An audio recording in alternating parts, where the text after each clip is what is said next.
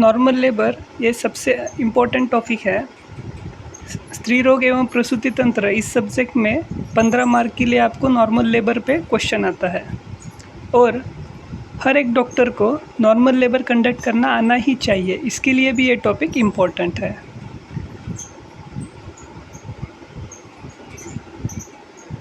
अभी normal labour आप जब 1000 पेशेंट नॉर्मल डिलीवरी आप देखेंगे तो आपको एक एक चीज़ याद आती जाएंगी, बुक में जो दिया है वो वाला।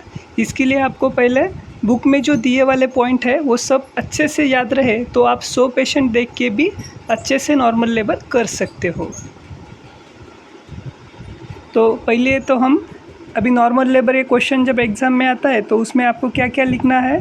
तो पहले नॉर्मल लेबर की डेफिनेशन लिखना है, फिर क्राइटेरिया फॉर नॉर्मल लेबर लिखना है, फिर true labour pains false labour pains लिखना है, उसके बाद आपको स्टेजेस ऑफ लेबर लिखना है, उसके बाद आपको मैकेनिज़्म ऑफ नॉर्मल लेबर लिखना है।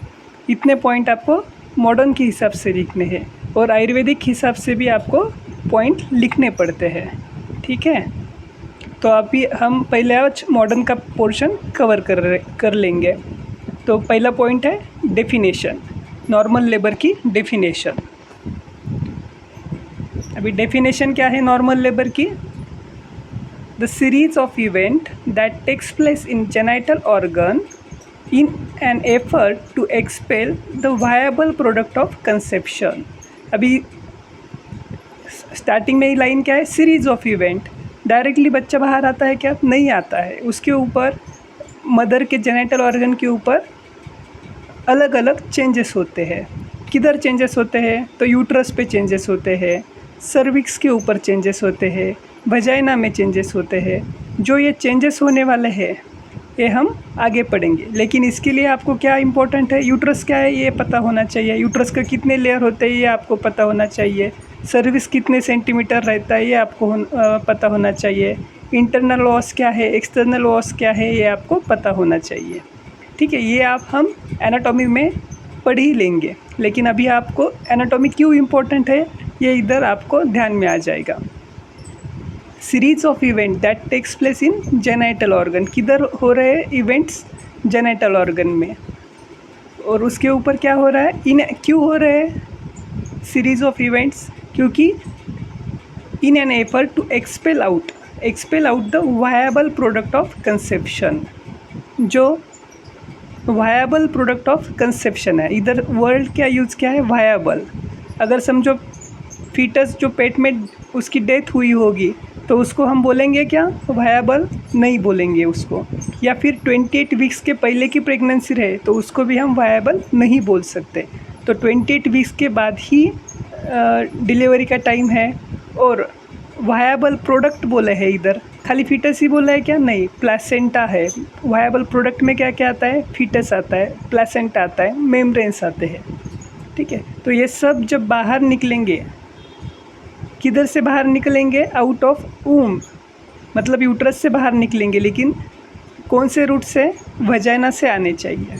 अगर हम यूट्रस से उसको निकाल रहे तो हम सीजरियन सेक्शन से भी निकाल सकते हैं। इसके लिए वो नॉर्मल लेबर के डेफिनेशन में आएगा क्या? नहीं आएगा। तो इसको हम क्या बोलेंगे? Normal labour, the series of events that takes place in genital organ. Changes किधर हो रहे हैं? सीरीज ऑफ इवेंट्स किधर हो रहे हैं? जेनिटल ऑर्गन में। क्यों हो रहा है? तो जो बच्चा अंदर का है वो बाहर निकालने के लिए, in an order to expel out viable product of conception. Viable मतलब लाइव ही होना चाहिए बच्चा। प्रोडक्ट ऑफ कंसेप्शन मतलब प्लेसेंटा और उसके मेम्ब्रेन भी बाहर निकलने चाहिए। आउट ऑफ वूम्ब, यूट्रस से, through vagina. It is called as normal labour. आपको डेफिनेशन याद हुई? ये डेफिनेशन के ये सब सारे के सारे पॉइंट इम्पॉर्टेंट है। ठीक है, next criteria for normal labour.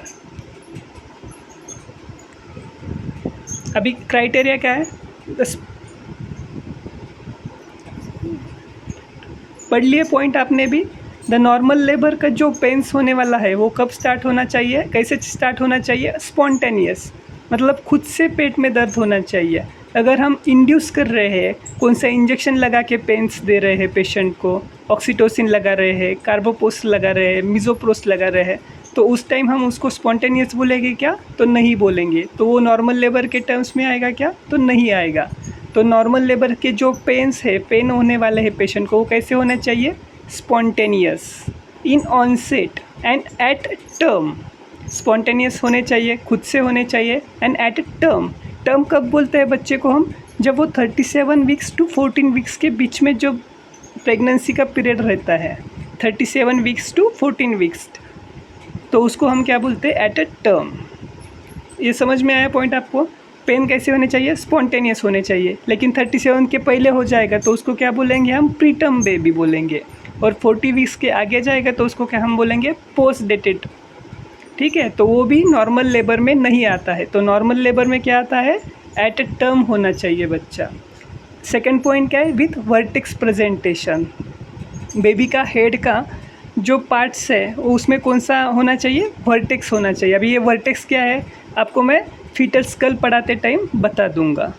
ठीक है, तो प्रेजेंटेशन में क्या होना चाहिए? वर्टेक्स प्रेजेंटेशन होना चाहिए। कौन सा होना चाहिए? Vertex presentation. थर्ड पॉइंट क्या है? Without undue prolongation. मतलब अभी समझो प्राइमरी पेशेंट है तो उसको पेन स्टार्ट हो गए, तो पेन स्टार्ट होके फुल डिलीवरी होने तक कम से कम 12 या 13 घंटे लगते हैं। तो उससे ही ज़्यादा टाइम ले रही हो तो उसको क्या बोल देंगे हम? Prolong labour. तो ऐसे है, प्रोलॉन्ग लेबर में नहीं जाना चाहिए पेशेंट ने। ठीक है। फोर्थ पॉइंट क्या है? Natural termination with minimal aids. हम उसमें इंटरफियर नहीं करना चाहिए ज़्यादा। मतलब फंडल दे रहे हैं, ऑक्सीटोसिन लगा रहे हैं, या